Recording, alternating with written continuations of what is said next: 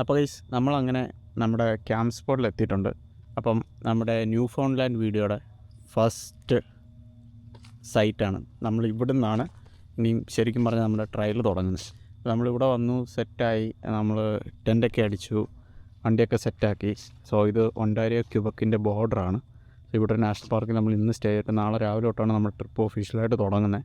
അപ്പം നിങ്ങൾക്ക് കിഡിലും വീഡിയോസ് ആയിരിക്കും വരാൻ പോകുന്നത്.